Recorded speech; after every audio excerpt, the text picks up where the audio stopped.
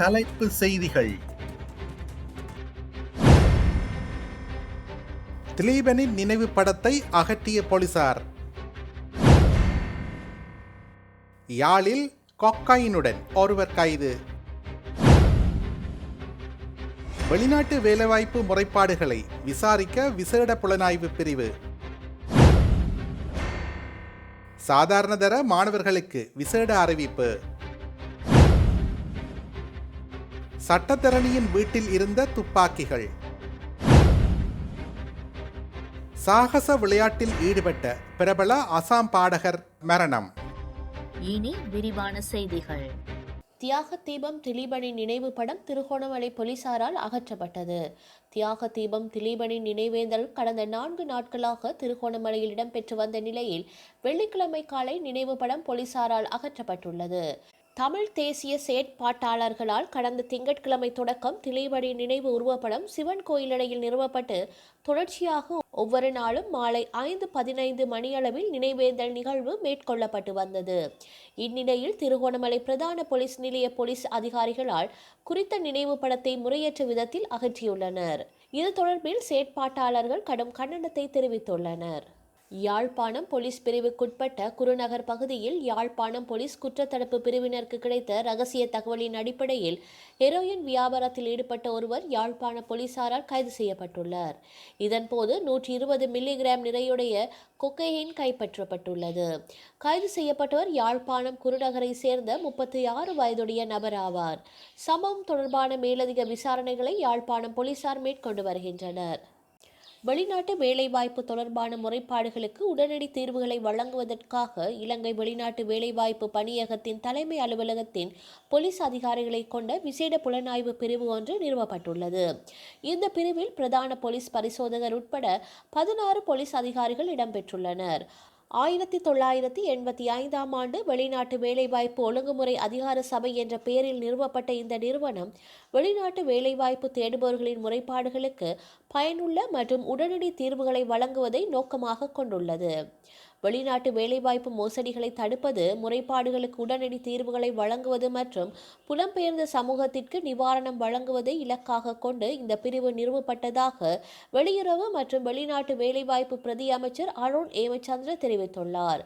மேலும் புதிய அரசாங்கம் ஆட்சிக்கு வந்த பின்னர் இந்த பிரிவு விரைவாக நிறுவப்பட்டதாகவும் அவர் குறிப்பிட்டுள்ளார். 2025-2026 கல்வி பொதுத்தராதர சாதாரண தர பரீட்சைக்கான விண்ணப்பங்கள் செப்டம்பர் மாதம் 18ஆம் தேதி முதல் அக்டோபர் மாதம் 9ஆம் தேதி வரை இணைய வழியில் கோரப்படும் என கல்வி அமைச்சு விசேட அறிக்கையொன்றில் தெரிவித்துள்ளது. அதன்படி பாடசாலை விண்ணப்பதாரர்கள் தங்கள் விண்ணப்பங்களை பாடசாலை அதிபர்கள் மூலமாகவும் தனியார் விண்ணப்பதாரர்கள் இணைய வழியாகவும் சமர்ப்பிக்க வேண்டும். தனியார் விண்ணப்பதாரர்கள் காப்போத்த சாதாரண பரீட்சைக்கு விண்ணப்பிக்கும் போது தங்கள் தேசிய அடையாள அட்டையை பயன்படுத்த வேண்டும். தேசிய அடையாள அட்டை இல்லாத தனியார் விண்ணப்பதாரர்கள் தங்கள் பாதுகாவலரின் தேசிய அடையாள அட்டையை பயன்படுத்தி விண்ணப்பங்களை பதிவு செய்து சமர்ப்பிக்க வேண்டும். இலங்கை பரீட்சைகள் திணைக்களத்தின் அதிகாரப்பூர்வ வலைதளங்களில் உள்ள வழிமுறைகளை பின்பற்றி விண்ணப்பங்களை சரியாக சமர்ப்பிக்க வேண்டும் என அறிக்கையில் மேலும் குறிப்பிடப்பட்டுள்ளது. ரத்தினபுரி கொழுவாவில வத்தையில் உள்ள வீடு ஒன்றில் தனியாக வசித்து வந்தபோது திடீரென மாரடைப்பால் இறந்ததாக சந்தேகிக்கப்படும் 73 வயது சட்டத்தரணி ஒருவரின் வீட்டிலிருந்து இலங்கையிலும் வெளிநாட்டிலும் தயாரிக்கப்பட்டதாக சந்தேகிக்கப்படும் பல துப்பாக்கிகளை ரத்தினபுரி போலீஸ் அதிகாரிகள் மீட்டுள்ளனர். ரத்தினபுரி போலீசாருக்கு கிடைத்த தகவலின் அடிப்படையில் கடந்த 17ஆம் தேதி ரோந்து பணியில் இருந்த அதிகாரிகளுக்கு தகவல் தெரிவிக்கப்பட்டது.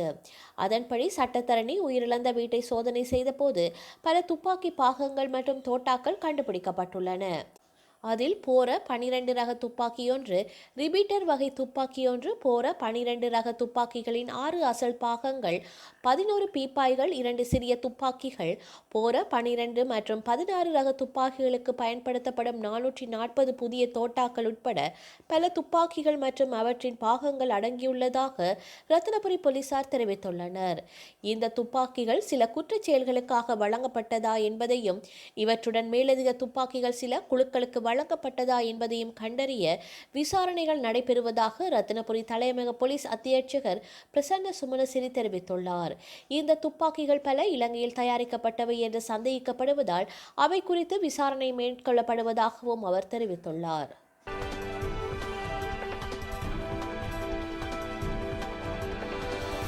செயற்கை நுண்ணறிவு தொழில்நுட்பத் துறையில் ஆதிக்கம் செலுத்தி வருகின்றது. நாம் கேட்கும் கேள்விகளுக்கு விரைவாக பதில் கொடுத்து வருகின்றது. தகவல் பெறுவதற்காகவே ஏஐயை பயன்படுத்தி வந்த நிலையில் ஜப்பானை சேர்ந்த கட்சி ஏஐயை கட்சி தலைவராக்க முடிவு செய்துள்ளது. தேர்தலில் தோல்வியடைந்ததால் விரக்தியடைந்து அந்த கட்சியின் நிறுவனர் உடனடியாக வெளியேற்றப்பட்டார். இதனால் புதிய தலைவர் நியமிக்கப்பட வேண்டிய சூழ்நிலை ஏற்பட்ட நிலையில் செயற்கை தொழில்நுட்பத்தை கட்சியின் தலைவராக நியமிக்க முடிவு செய்யப்பட்டுள்ளது. த பாத் டு ரீபர்த் என்ற கட்சி கடந்த ஜனவரியில் ஷிஞ்சி இஷிமாரி என்பவரால் தொடங்கப்பட்டது. இவர் மேற்கு ஜப்பானில் உள்ள ஒரு சிறு நகரின் முன்னாள் மேயர் ஆவார். அந்த கட்சி ஒருங்கிணைந்த கொள்கை தளத்தில் செயற்படுவதில்லை. மாறாக அதன் உறுப்பினர்கள் தனிப்பட்ட நிகழ்ச்சி நிரல்களை தொடர அனுமதிக்கின்றது. 2024 டோக்கியோ ஆளுநர் தேர்தலில் வலுவான ஆன்லைன் பிரசாரத்தின் மூலம் 2வது இடத்தை பிடித்தபோது இஷிமாரு ஆரம்பத்தில் தேசிய கவனத்தை ஈர்த்தார். இருப்பினும் இந்த ஆண்டு மேல்சபை தேர்தலில் அவரின் கட்சி எந்த இடத்தையும் பிடிக்காத நிலையில் கட்சி தலைவர் பதவியிலிருந்து அவர் வெளியேறினார். எப்படி செயல்படுத்தப்படும் என்பது உட்பட செயற்கை நுண்ணறிவு பற்றிய விவரங்கள் இன்னும் இறுதி செய்யப்படவில்லை. உறுப்பினர்களின் அரசியல் நடவடிக்கைகளை ஏஐ கட்டுப்படுத்தாது. கட்சியின் செயற்பாடுகளை மேற்பார்வையிடும் என அக்கட்சியின் உறுப்பினர் ஒருவர் தெரிவித்துள்ளார். சீன அதிபர் ஷி ஜின்பிங் மற்றும் அமெரிக்க அதிபர் டொனால்ட் ட்ரம்ப் ஆகியோர் தொலைபேசி வாயிலாக உரையாடியுள்ளதாக சீனாவின் ஊடகங்களில் செய்திகள் வெளியாகியுள்ளன. சீனாவுடன் வர்த்தக ஒப்பந்தம் மேற்கொள்ள அமெரிக்க அரசு முயற்சி செய்து வருகின்றது. இதனால் சீன அதிபருடனான உரையாடலுக்கு முன்பு தாய்வான் நாட்டிற்கு வழங்க இருந்த ரூபாய் 3525 கோடி மதிப்பிலான இராணுவ நிதிக்கு அதிபர் ட்ரம்ப் ஒப்புதல் அளிக்கவில்லை என கூறப்படுகின்றது. அமெரிக்காவின் அதிபராக பதவியேற்றவுடன் சீனா, இந்தியா உள்ளிட்ட நாடுகளின் மீதான இறக்குமதி வரிகளை அதிபர் ட்ரம்ப் உயர்த்தி உத்தரவிட்டார்.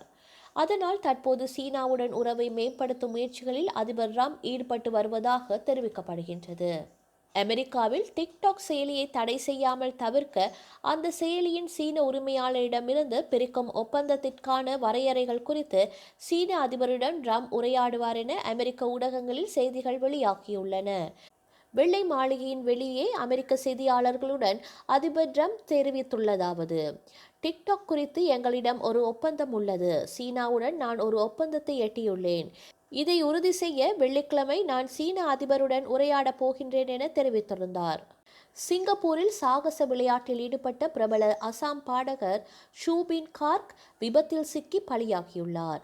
அசாமீஸ் திரையுலகில் முன்னணி பாடகராக திகழ்ந்தவர் ஷூபின் கார்க்.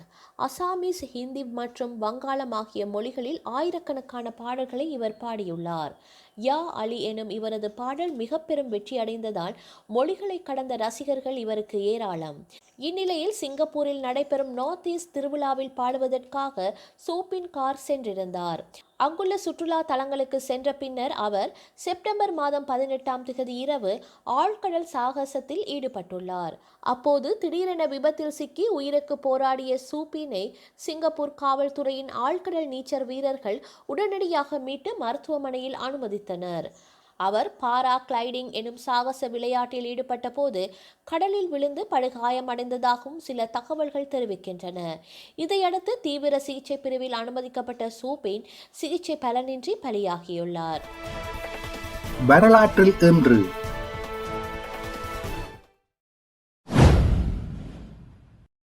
1966 சேர்வேயர் 2 விண்கலம் சந்திரனை நோக்கி செலுத்தப்பட்டது.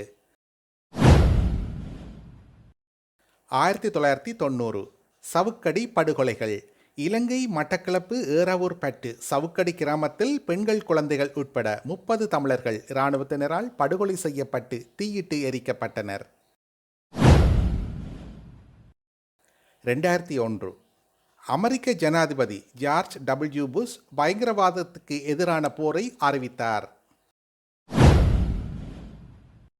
2003 மாலைதீவுகளில் கைதியொருவர் கொல்லப்பட்டதை அடுத்து நாட்டில் கலவரம் வெடித்தது. செய்திகளை உடனுக்குடன் தெரிந்து கொள்ள உடனே சப்ஸ்கிரைப் செய்து பெல் பட்டனை கிளிக் பண்ணவும். மேலதிக செய்திகளை தமிழ் தாய் இணையதளத்தில் பார்வையிடலாம்.